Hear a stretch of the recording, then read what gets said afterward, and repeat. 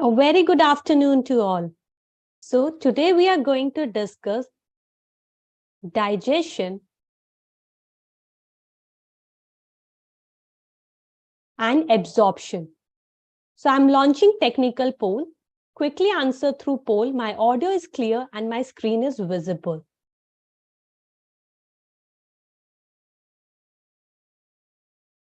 Well, quickly answer through poll. My audio is clear and my screen is visible. Okay. So today we are going to discuss digestion and absorption. As you all know, that digestion is the breakdown of the complex food substances into simpler substances so that they can easily absorb by these cells. Okay, so food contain carbohydrate, fats, proteins, vitamins, right? They contain a lot of biomolecules. So our body cannot absorb these molecules directly. First, they have to be converted into the smaller molecules, then our body able to absorb these molecules. Next, what we are going to discuss is the digestion. First is that mouth, it leads into the oral cavity or the buccal cavity, and the oral cavity consists of the teeth and the muscular tongues. Okay, you can see in this image, this is a root, right? This is a root and it forming a socket. So the tooth which is fixed or embedded into the socket are known as thecodont. Now there's a term called diphyodont. Diphyodont, like in humans, we have two sets of teeth. In early stage, there's a milk teeth, deciduous teeth, or temporary teeth. There are 20 numbers. But please remember one point, that in this milk teeth, temporary teeth, or these deciduous teeth, they lack premolars. So premolars are absent,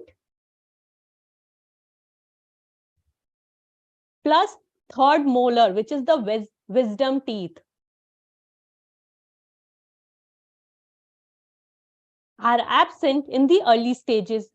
And later, there's another set of the teeth, which is a permanent teeth, which consists of 32. In humans, we have 32 teeth. They're 20 plus 12. These 20 teeth are those which are going to replace these milk teeth or the temporary teeth. And these 12 teeth arise at the later stages, and this consists of third molar plus premolars. So the dental formula in adult human is 2123 upon 2123. Please remember this. This is the upper jaw. And this is the lower jaw. If I divided it by half, this is the first half, second half, third half, and the fourth half. So in the first half, this dental formula is only for the half. You will observe this 2, 1, 2, 3 here also, 2, 1, 2, 3 here also, 2, 1, 2, 3 here, and 2, 1, 2, 3 here. So total is 2 plus 1, 3, plus 2, 5, plus 3, 8. So 8 here, 8 here, 8 here, 8 here. And 8 into 4 is 32. This is how we are getting this 32. And these teeth are heterodont. Heterodont means that they are different types. 2 are incisor, 1 is canine, 2 premolar, and 3 molars. Okay? And this part, the crown part, it consists of enamel. Enamel is the hardest substance in our body. And this enamel, its function is to protect the teeth. Second, it helps in the mastication of the food. That is tearing, grinding. And one more thing which you have to remember is the root. In incisor and canine, they have one root.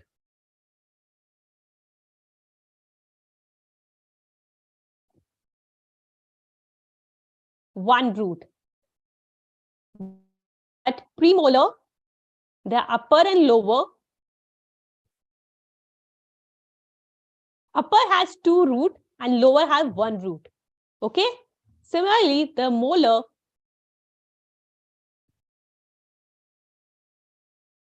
upper has 3 root and lower has 2 root. Please remember the root, their number. These are very important. Why the upper has maximum root? Because the teeth is fixed, ऊपर की side fixed है, तो वहां उसे ज्यादा support चाहिए, इसलिए root ऊपर की तरफ ज्यादा होती है as compared to lower. Please remember this point. Next is the tongue. As the oral cavities consist of teeth and the tongue. So tongue is a freely movable muscular organ and it is attached to the oral cavity by this attachment, which is called a lingual frenulum. Remember this name. And most important thing that the tongue, their papillae are present. Papillae are the small projection which are present on the tongue, and these are various types like foliate papillae, circumvallate papillae, fungiform papillae, and filiform papillae. But remember one point, all the papillae has taste bud, but except filiform papillae. This filiform papillae does not contain the taste bud. Remember this. Moving next, the oral cavity leads into the short pharynx, and pharynx is the common passage for food and air. This is the oral cavity. You can see the, let me draw it here. Now the pharynx, there's a food pipe and there's a windpipe. This is the esophagus, which is the food pipe. And the opening of the esophagus is known as gullet. This is the windpipe or the trachea. The opening of the windpipe is known as glottis. And there's a flap-like structure is present, which is known as epiglottis. The function of this epiglottis is to prevent the entry of the food into the windpipe while swallowing. And this esophagus is a very thin, long tube, and it moves posteriorly through the neck, passes through the neck, thorax, diaphragm, and reaches to the abdomen and reaches to the stomach. And stomach is a J-shaped structure. Remember, stomach is a J-shaped structure. Moving next, this is a esophagus. The opening of the esophagus is regulated into the stomach. Okay, the opening of the esophagus is regulated into the stomach by the sphincter, which is known as a gastroesophageal. Remember this name. Remember all the names of the sphincter, their junction. Please, these are very important. Remember these. So here, the opening of the esophagus is regulated in the stomach with the help of a sphincter, which is a gastroesophageal. And the stomach, please remember the location of the stomach. Stomach is located upper left portion of the abdominal cavity. Upper left portion of the abdominal cavity. And the stomach, it consists of three parts. One is the fundus, second is cardiac, and third is pyloric. Fundus is closest to the diaphragm. Cardiac, where the esophagus opens. Esophagus opens into the cardiac portion. Here it is written also, the cardiac portion into which the esophagus open. Pyloric, this region is called pyloric, this portion. And this pyloric canal, its opening of this pyloric canal is regulated into the duodenum, which is the small intestine, part of small intestine. And here also there's a sphincter is present. This sphincter is the pyloric sphincter. Remember the name of the sphincter. It's very important. Remember all the names and their junction. Moving next is the small intestine. Small intestine consists of three parts. Number one is duodenum, then jejunum, and third is ileum. Duodenum, it is a C-shaped structure. Size is 25 centimeters, very small. And duodenum, the feature of duodenum is presence of Brunner's gland. Remember. Jejunum, where the maximum absorption takes place. And ileum, it consists of Pear patches. These are some of the important points which I'm telling you. Pear patches, these are the lymphoid tissues, and the function of the Pear patches is to capture and destroy the bacteria. And the ileum also has the ileocecal wall. This is also a sphincter, which is a ileocecal wall. And what the function of this wall is to regulate the opening of the ileum, which is a part of a small intestine, into the large intestine. Okay, so this wall, it regulates the opening of the small intestine into the large intestine. Moving next is the large intestine. Large intestine is also consist of three parts. Number one is cecum, colon, and rectum. This is a cecum. This cecum is consist of symbiotic microorganism, and the function of this symbiotic microorganism is the synthesis of the vitamin K and vitamin B. Cecum, from the cecus, this vermiform appendix is also arising, which is a vestigial organ, that is a non-functional organ. And the cecum is a blind sac which have only one opening. Then colon is divided into three parts. One is ascending colon, transverse colon, and descending colon. And descending colon will open into the rectum, and rectum will open out through the anus. Moving next is the layers of alimentary canal. Very important beta. Remember this. The outermost layer is serosa. This is the outermost layer.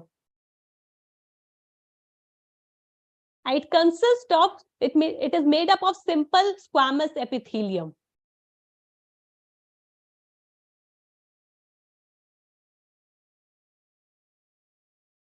Which is also known as mesothelium.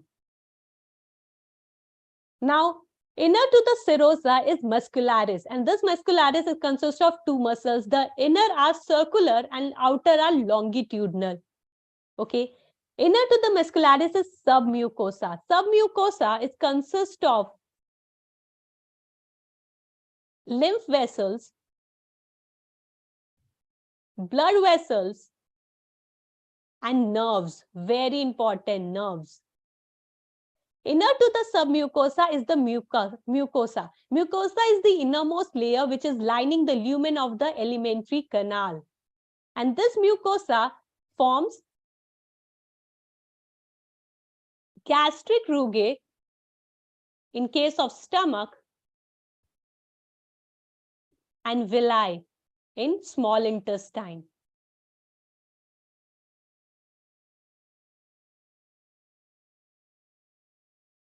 And remember, this muscularis, which is consist of inner circular and outer longitudinal, it consists of smooth muscle, totally smooth muscles. And submucosa, it consists of loose connective tissues. And one more important point is the patches, neuron patches, which we call it plexus. Plexus are the neuron patches. There's a mixture plaques are present in the submucosa. In submucosa, the mixture plexus are present, and the function of these plexus is involved in secretion. Second plexus is the orobec plexus. These are present between the inner circular and the outer longitudinal muscles of muscularis. And the function of these plexus are contraction. These are very important. Remember their name and their location. Moving next is the villi. So intestinal mucosa, I told you that mucosa, it forms the gastric rugae in stomach and the villi in intestine. So this is the enlarged structure of the villi. Villi are the finger-like projections, and the villi, they also consist of small brush-like projection on the top. These are known as microvilli. The function of this villi is to increase the surface area so that maximum absorption can take place. That is why in intestine, in jejunum, the maximum absorption takes place. And these villi, they consist of lymph vessels, the blood capillaries are there. Lymph vessels we also call as lacteal, they absorb the fat soluble food. And the blood capillaries, they absorb the water soluble food. And their crypts are present. Here, this. These are the crypts of liver coon which are present between the villi. They're also known as intestinal gland. Moving next, we are going to discuss is the digestive gland. First, we are going to discuss the salivary glands which are present in three pairs. First is the parotid. Parotid is the larger in size.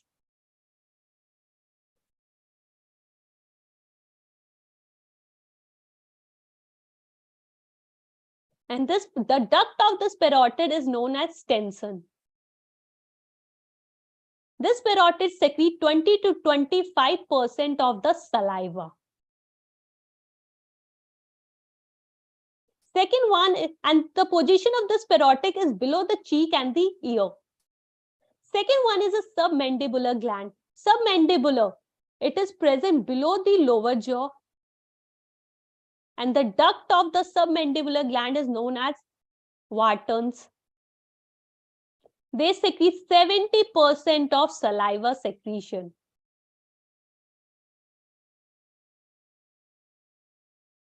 Next one is the sublingual. Sublingual is present below the tongue. Lingual means tongue. So these are present below the tongue.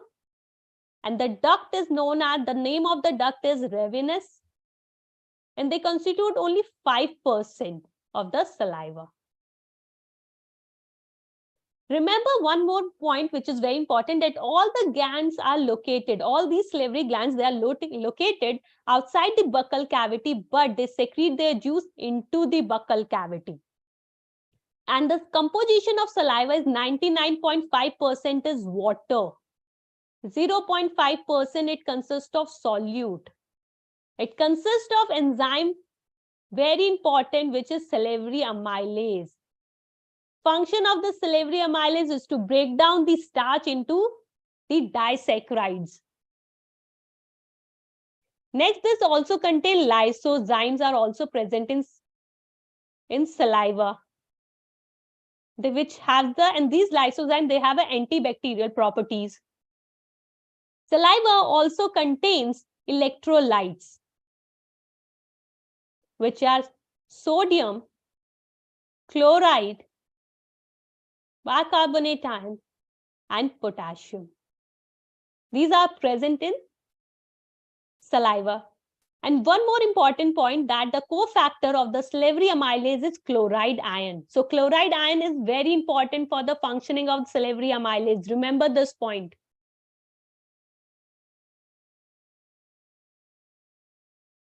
Moving next is the liver. Very important. Liver is the largest gland of the body. Largest gland of the body is liver. Liver consists of two lobes. One is the right lobe and the left lobe. And both the lobes are separated by falciform ligament. Remember the name of the ligament. Very important. Both the lobes are separated by this falciform ligament. Here it is present, which are separating the two lobes. And the function in the structure unit of liver is hepatic lobules. You can see these hexagonal cells. These are the hepatic lobules. And these hepatic lobules, they consist of hepatocytes. And hepatocytes, they form a cord-like structure. And each lobule is covered with a thin connective tissue, which is known as a Gibson capsule. Remember this. Moving next is that the bile secreted by the hepatic cells secrete the bile juice, and this bile through the hepatic duct is stored in the gallbladder. So the hepatic cells, they secrete the bile which is stored in the gallbladder. Okay, let me discuss the duct. The duct of Evigan. So these are the duct from the liver. This is the right lobe duct and this is a left lobe duct. Both the right lobe duct and the left lobe duct, they combine and they form a common hepatic duct. Now they form the common hepatic duct. The duct of gallbladder is known as cystic duct. Now the cystic duct combine with this common hepatic duct and they form a common bile duct. Together, the cystic duct and this common hepatic duct, they combine and they form a one duct which is known as a common bile duct. Now this common bile duct plus this pancreatic duct, they form a duct which is known as a hepatopancreatic duct. Very important, very. Remember this name. That the common bile duct and the pancreatic duct, they combine and they form the hepatopancreatic duct. And the opening of the hepatopancreatic duct into the duodenum is regulated by the sphincter, which is sphincter of Oddi. Very, very important, beta. This question came in NEET. That name the sphincter which is present at the opening of this hepatopancreatic duct and the duodenum. So the opening of the hepatopancreatic duct into the duodenum is regulated by the sphincter, which is known as the sphincter of Oddi.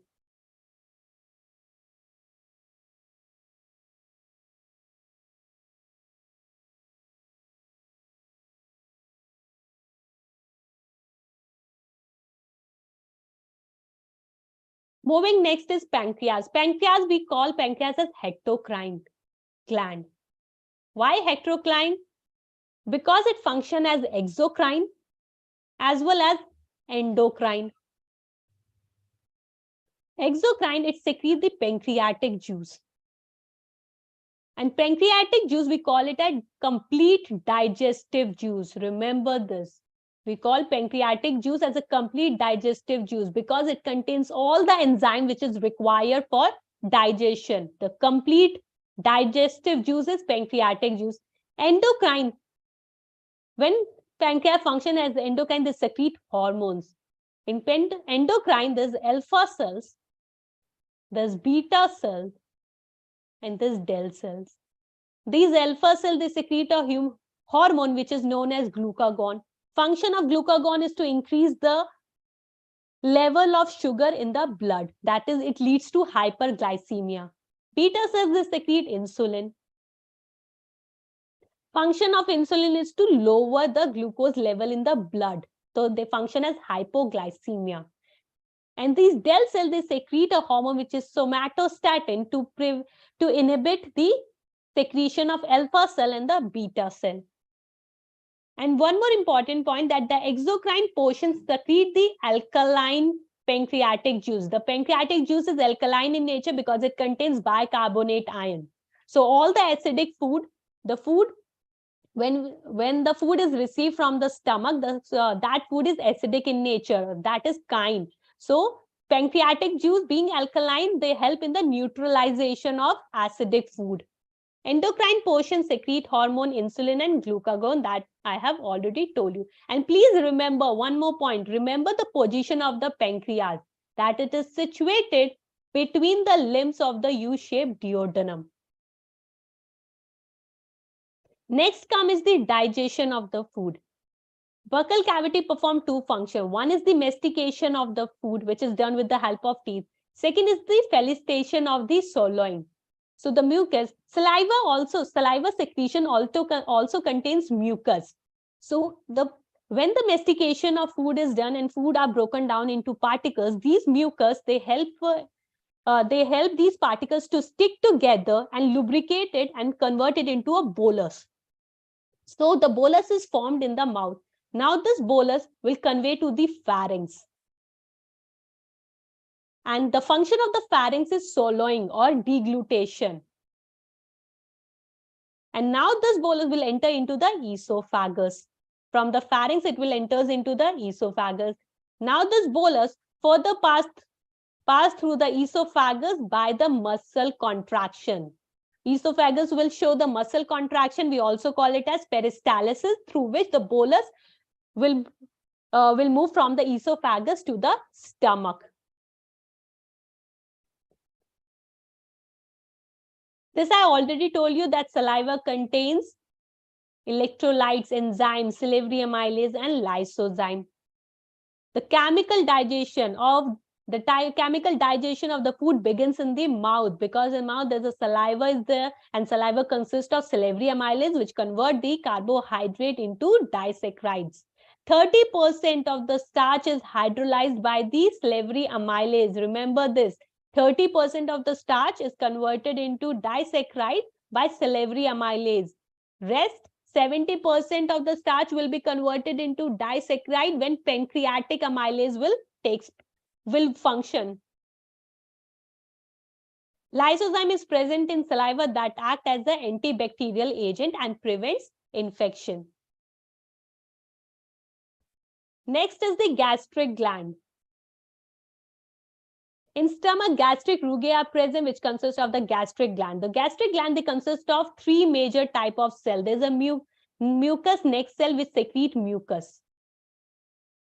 There's peptic cells of chief cell which secrete pepsinogen, which are the inactive proteolytic enzyme, and prorenin. This renin is found only in infants. Remember, it only present in infants, not in adults. Parietal cell or oxantic cells which secrete HCl plus IF, which is an intrinsic factor. And the function of this factor is to absorb vitamin B12. So the function of the mucus neck cell is to secrete the mucus so that the HCl which is secreted by this parietal cell or the oxantic cell does not destroy the lining of the stomach. That is why there is a several layer of mucus is present. And this HCl is also important for the activation of the pepsinogen and prorenin. In the presence of this HCl, the pepsinogen is converted to pepsin and prorenin is converted to renin, and these are the proteolytic enzymes. They will act on the protein and they will convert the protein into proteases and peptones.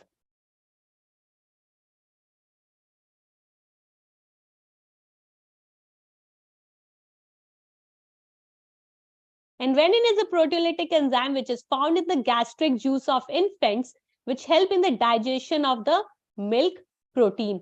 Small amount of lipases are also secreted by the gastric gland. And there's one more important thing, that muscularis. I told you that muscularis is one of the layer of the alimentary canal, right? It is one of the layer of the alimentary canal.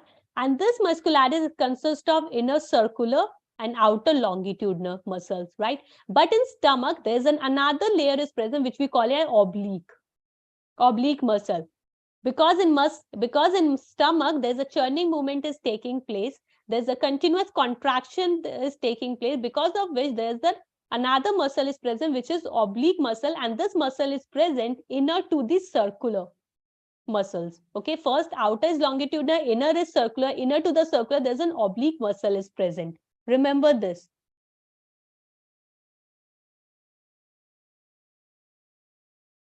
Now this bile, pancreatic juice and intestinal juice are secreted into the small intestine.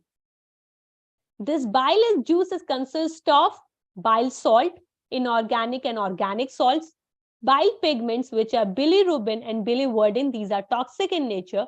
Cholesterol, phospholipid. But remember one important point, bile juice does not contain any enzyme. It does not contain any enzyme. And the function of the bile is the emulsification of the fat. And it also helps in the activation of the enzyme, which is lipase. Okay. Now this pancreatic juice and the bile juice, they are secreted by the hepatopancreatic duct. Remember this. And the pancreatic juice consists of inactive enzyme, which is trypsinogen, chynotrypsinogen, and properoxidases. These are the inactive enzymes, and they are activated when the intestinal mucosa secrete an enzyme which is known as enterokinase. So enterokinase will help in the activation of this trypsinogen, trypsinogen, and when this trypsin is formed, this trypsin will activate this chynotrypsin and this procarboxypeptidase. So chynotrypsinogen will be converted into chynotrypsin and procarboxypeptidase will be converted into carboxypeptidase. Remember this. And the pancreatic juice also consists of amylase, lipase, and nucleases. So we call pancreatic juice as a complete digestive juice because it contains all the enzyme.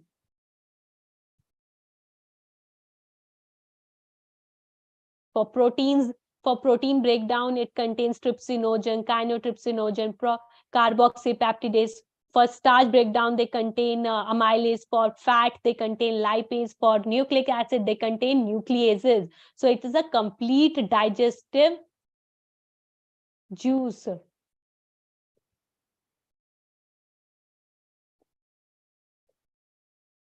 Trypsinogen is activated by the enzyme, I told you, which is known as enterokinase, which is secreted by the intestinal mucosa. And trypsinogen will be converted into active trypsin, which will activate the other enzyme in the pancreatic juice, that is chymotrypsin and carboxypeptidase. Moving next is the secretion from the brush border cells of the mucosa plus the secretion from the goblet cell constitute the intestinal juice, which we call it as succus entericus. And this succus entericus contains the other enzyme like disaccharides, maltase, example maltase, lactase, sucrase, dipeptidase, lipase, nucleosidase, and as well as nucleotidase. These are present in the succus entericus, which is an intestinal juice. The mucus along with the bicarbonate from the pancreas, they protect the intestinal mucosa from acid and also provide an alkaline medium for the enzyme activities. Now see the digestion, how these protein, carbohydrate, nucleic acid and fat, they are broken down. Protein and proteases and peptone, these are already formed in the stomach. Protease and peptones, they are formed by the action of pepsin. Pepsin, when act on the proteins, these proteins are broken down into protease and peptones, but some protein remains undigested. So the proteins are also present. Now the proteins, peptones and proteases will be digested by trypsin, chymotrypsin and carboxypeptidase and converted into peptide. These are the enzymes which are present in pancreatic juice. Now the pancreatic juice play a very important role. All the enzymes which are the proteolytic enzyme which are present in the pancreatic juice, now they will act on this protein which is remain undigested in the stomach, peptones and these proteases, and they are converted to dipeptide. Similarly, polysaccharide will convert it into disaccharide, which is starch is converted into disaccharide, and here the amylase is pancreatic amylase. Now this 70% of the starch is now converted to disaccharide, and 30% of the starch is converted to disaccharide by the salivary amylase. Remember this. And the fats are broken down into diglyceride and monoglyceride with the help of lipases. Moving next is nucleases. Nucleases are also present in pancreatic juice. These nucleosides are converted into nucleotides or nucleoside by these nucleases. Now remember, all the products like dipeptides, maltose, lactose, sucrose, and these nucleotides. Now all the enzymes which are present in succus entericus or the intestinal juice, enzyme like dipeptidates are present in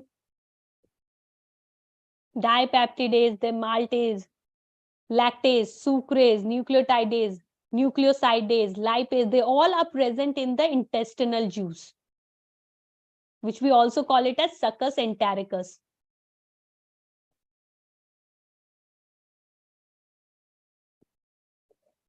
And these enzyme will, dipeptidase will convert all the dipeptide to amino acid. Earlier they were proteins, when pepsin present in stomach, right? Remember pepsin present in stomach, it's converted into proteoses plus peptones plus protein. Now the pancreatic enzyme, pancreatic proteolytic enzyme play a very important role. They will convert all these proteoses, peptones and undigested protein into dipeptides. Now these dipeptides will be converted into amino acid by the intestinal juice. The enzyme which are present in intestinal juice, that are dipeptidases. I hope it is clear now. Similarly, the maltase are present in the intestinal juice, which convert the maltose into 2 units of glucose. Lactase is also present in the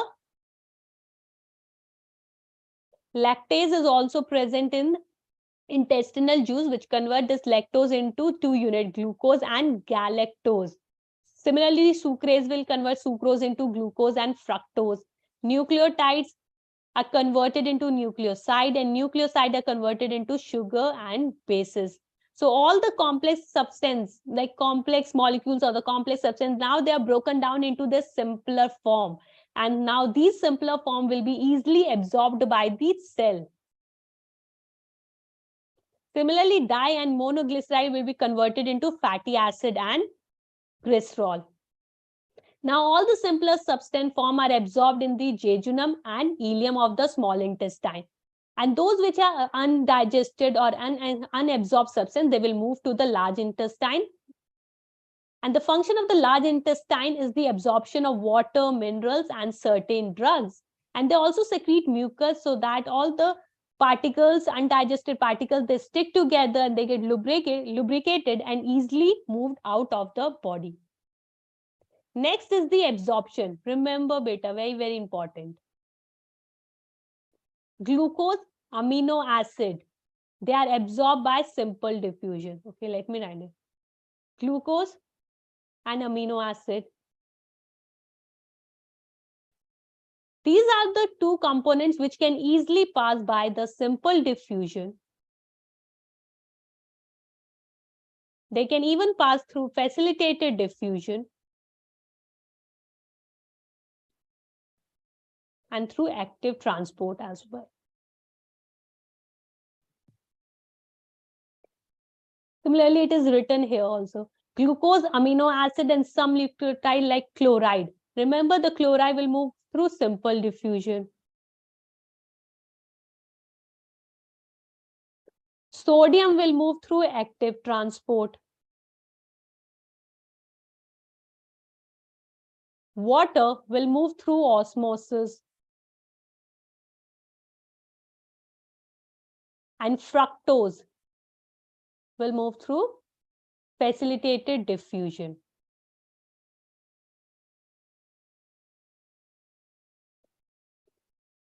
So glucose, amino acids, some electrolyte chloride, they are generally absorbed by simple diffusion. Glucose, amino acid are absorbed with the help of carrier protein. That means carrier are involved. Facilitative transport. Transport of water through osmotic gradient, osmosis. Amino acid, monosaccharide like glucose and electrolytes like sodium, they are transport or they are absorbed by active transport. Please remember these points. They're very important. But glucose and amino acid, they are the only components which are can be absorbed through simple diffusion, facilitative diffusion, and active transport. Whereas chloride is only simple diffusion.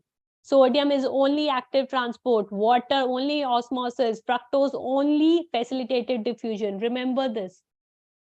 And there's one more point, that fatty acid and glycerol, they're insoluble in nature. So they cannot be easily absorbed into the blood. So these fatty acid and glycerol, they are first converted into the micelle. The micelle will move into the intestinal mucosa. And in the intestinal mucosa, they will convert into the chylomicron. Chylomicron, they are the fat globules which are surrounded by the proteins. They are coated with the proteins. These are proteins. And in the middle, there's a fat. So these are known as chylomicron. And these chylomicron then move into the lymph vessels, which we call as lacteals in villi.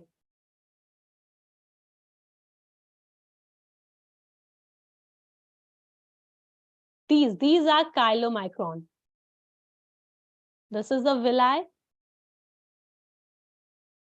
This is a lymph vessel.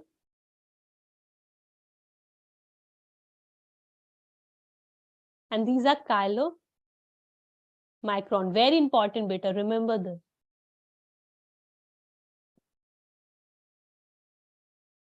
Now moving next is the disorder.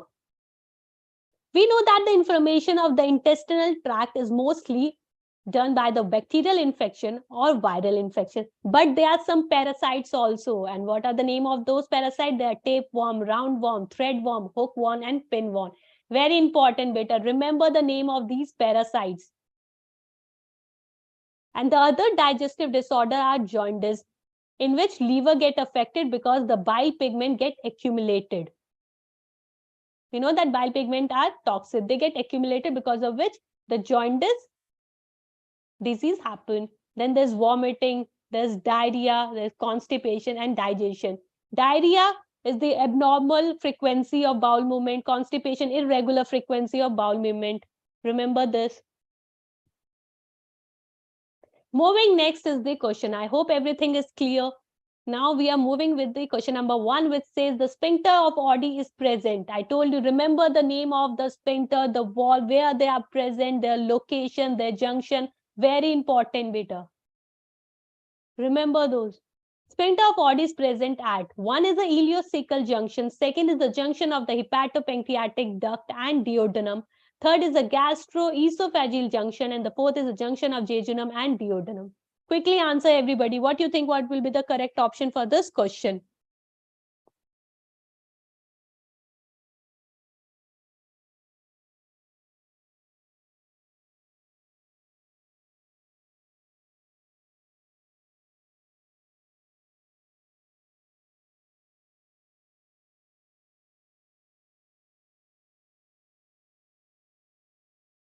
Asking about the sphincter of Oddi. Do you remember there's a...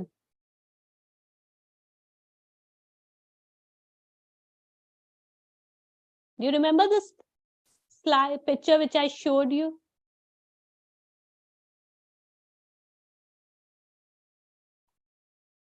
Very good, Mohina. It's P. Very good. Very good, Vana.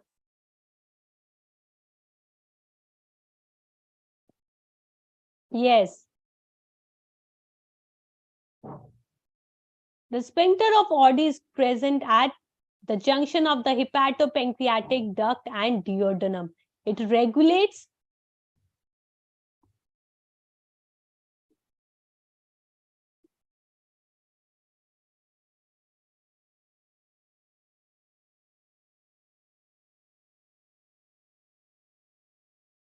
into duodenum.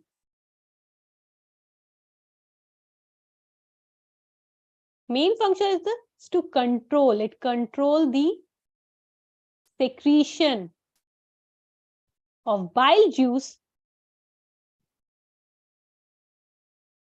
and pancreatic juice. Now let's come to option number 1, which says ileocecal junction. Beta, this ileocecal junction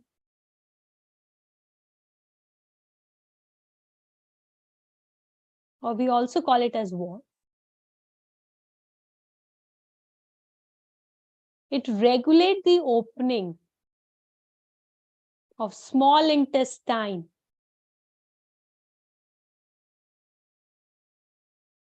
into large intestine. Remember this. Gastrophageal junction.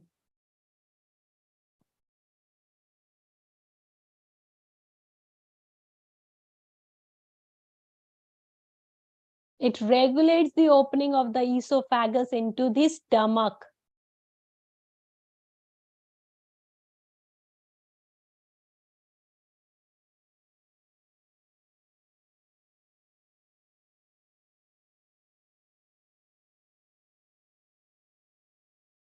I hope it is clear now. So correct option is option number 2, the junction of the hepatopancreatic duct and duodenum. Moving to question number 2. Identify the correct statement with reference to human digestive system. A vermiform appendix arises from duodenum. Ileum opens into small intestine. Serosa is the innermost layer of the alimentary canal, and ileum is highly coiled. You have to find the correct statement. Quickly answer. What do you think? What would be the correct option for this question?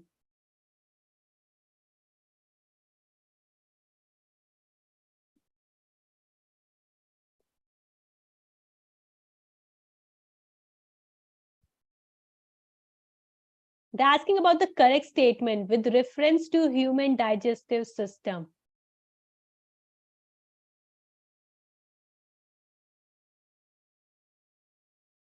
Very good, Chichni.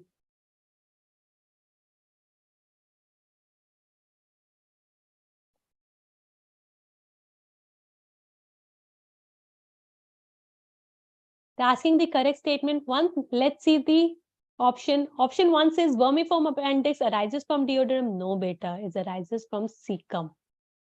So this is wrong.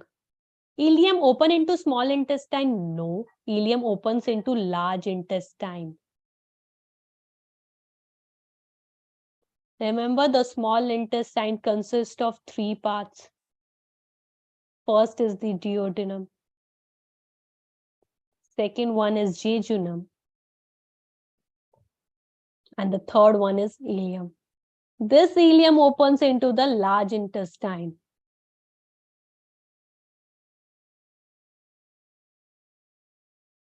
And their opening is regulated by a wall which is known as a ileocecal wall. Now, I hope it is clear now. Serosa is the innermost layer. No, beta, serosa is the outermost layer. Innermost layer is mucosa. Okay, tell you, outer is serosa. We are moving from outer to inner. Okay, outer is serosa. Then come muscularis. Muscularis is consist of inner and outer. Inner is circular muscle, outer is longitudinal. In case of stomach, there is another muscle is also present, which is oblique. Next one is submucosa. After submucosa is mucosa and then lumen. So innermost layer is mucosa. So we have moved from outer to inner. Outer is serosa, then muscularis, then submucosa, then mucosa, and inner is mucosa, and finally comes the lumen. Okay, please remember the order. Ileum is highly coiled part. Yes, beta, ileum is highly coiled part.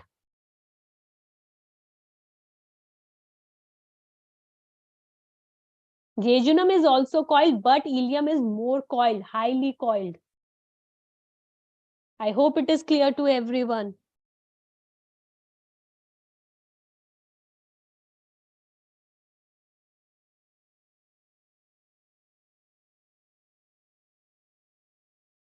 Moving next.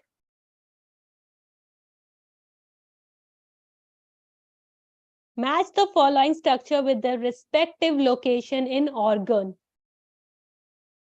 You have to match the following structure with their respective location in organ.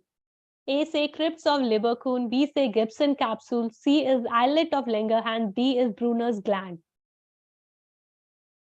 So here one is pancreas, second is duodenum, third is small intestine, and fourth is liver. So quickly answer what you think what will be the correct option for this question. Remember the glands.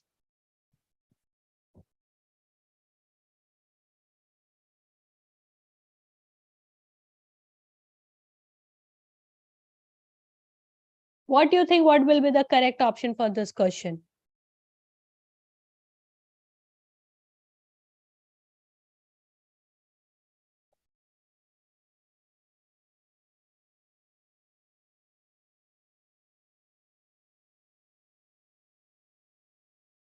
First is given is crypts of Lieberkuhn. Remember, this is a villi.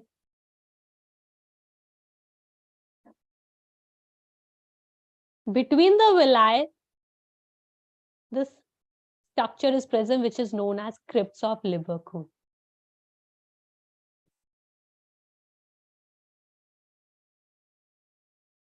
Remember this, and villi is a part of small intestine. Now you can easily correlate. So crypts of Lieberkuhn is a part of small intestine. So B is 3. Sorry, A is 3.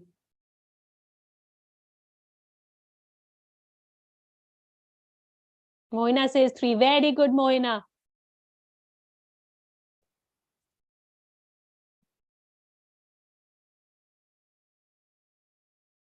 Second one says Gibson capsule. The hepatic lobule, which is the functional and the structure unit of liver, the hepatic lobules, they are surrounded by a thin connective sheath, which is the glipsin capsule. And hepatic lobule are the structure and the functional unit of liver. So, B glipsin capsule, B ka fourth, which is liver.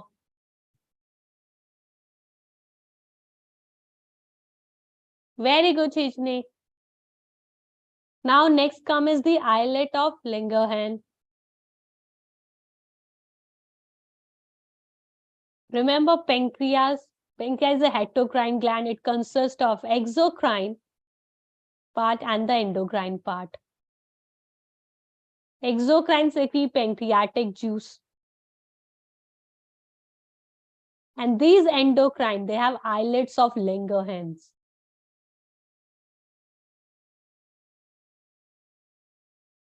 And these islet of Langerhans, they have alpha cells, beta cell, del cell. Remember, the alpha will secrete glucagon, beta will secrete insulin, and the del cell will secrete somatostatin, which suppress this alpha secretion of alpha cell and beta cell. So islet of Langerhans will be endocrine part of pancreas. So C would be 1. Brunner's gland, important, is a characteristic feature of duodenum. Please remember, Brunner's gland is a characteristic feature of duodenum. So D ka second. So A3, B fourth, C 1, and D second. Correct option is third. Very good, Mohina. Very good, Chichni.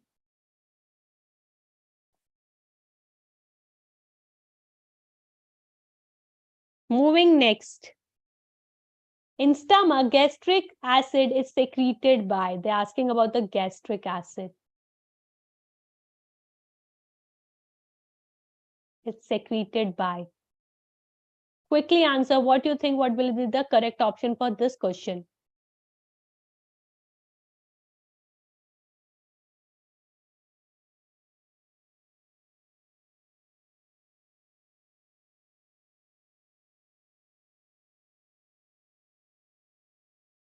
In stomach, there's a gastric rugia present, right? And this gastric rugia, they consist of gastric glands. And the gastric gland, the first is the mucus neck cell, which secrete mucus. Second one is the parietal or oxyntic cell. These secrete HCl and one IF factor, which is intrinsic factor, which function is to absorb vitamin B12. Third one, this is the peptic cells. They contain peptic cells, and these peptic cells, we also call these cells as chief cells. The chief, why? Because they are present in larger number, and they secrete zymogen or pepsinogen. Zymogen is the inactive enzymes, okay? The term for inactive enzyme is zymogen. So pepsinogen plus prorenin. They also consist of G cell. G cells, they secrete a hormone which is gastrin. So gastrin is the hormone. And the function of this hormone is to suppress or inhibit the secretion of gastric juice.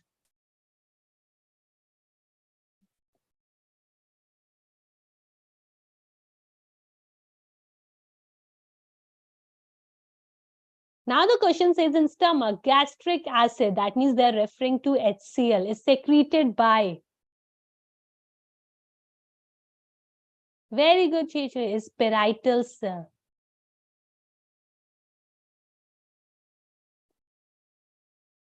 Because parietal cells are also known as oxyntic cells, and these parietal and oxyntic cells, they secrete HCl, which is very important. Because of which the food in the stomach become acidic. Second, parietal cells. Moving next, question number 5 says, which of the following function is not performed by secretion from the salivary glands? Not performed, beta. What do you think? What will be the correct option for this question? Now, option number 1 says digestion of complex carbohydrate, lubrication of oral cavity, digestion of disaccharide, control bacterial population in mouth. What do you think? What will be the correct option? Which of the following function is not performed by secretion of salivary glands? Try to remember the composition of saliva. What are the components which are present in saliva? Then you can easily solve this question.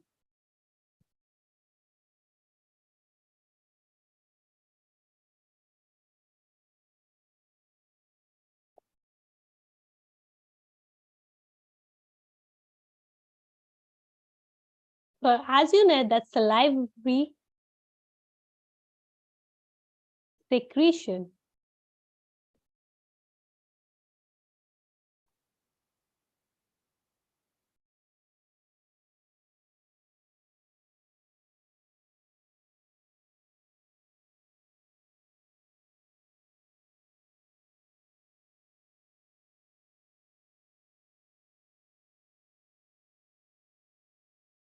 Lubrication means बेटा slime very मतलब उसको एकदम smooth कर देना, उसके texture को smooth कर देना. म्यूकस का काम वही होता है, लुब्रिकेट करना, स्मूथ करना.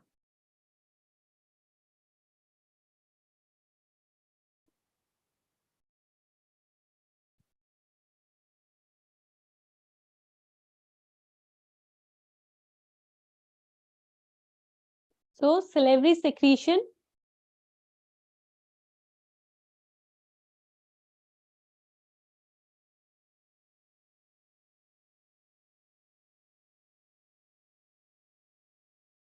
For example in oral cavity जब हम फूड खाते हैं तो हम लुब्रिकेट करते हैं ताकि हमारा जो फूड है वो इजिली मतलब जो फूड पार्टिकल्स हैं जब वो ब्रेक होते हैं तो उन्हें स्टिक करना, एक दूसरे से चिपकाने का काम म्यूकस का होता है ताकि वो एक दूसरे से स्टिक हो जाए, उनके ऊपर एक स्मूथ कवरिंग आ जाए, लुब्रिकेट हो जाए और वो हमारे ईसोफेगस में इजिली एंटर हो पाए. Salivary secretion में 99% is 99.5% is water, 0.5% is the solute. Okay, it consists of salivary amylase, which convert the polysaccharide into disaccharide. So first is the digestion of complex carbohydrate. Yes, it can be done by the salivary amylase, which is present in the salivary secretion. Lubrication of oral cavity, yes, because salivary also contains mucus. Second one is the digestion of disaccharide. No, this is not done by the salivary gland because they convert polysaccharide into disaccharide, but this disaccharide will be further converted into smaller unit like glucose, which are monosaccharide, or it could be fructose or galactose. Okay, but it is done by the enzyme which are present in the intestinal juice. Because the intestinal juice, they contain all the disaccharide enzymes. Control of bacterial population, yes, lysozymes are there, which are antibacterial agent. These are present in salivary secretion. So the correct option is option number 3. Which of the following is not performed by secretion from the salivary glands? Is the digestion of disaccharide. I hope it is clear to everyone.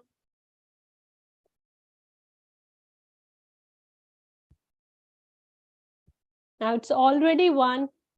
We are winding up the class.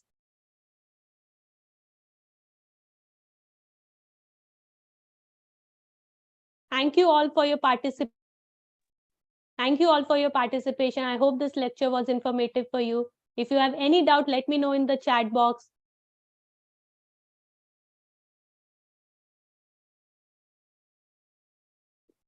Thank you, everybody, and see you in the next class. Have a nice day.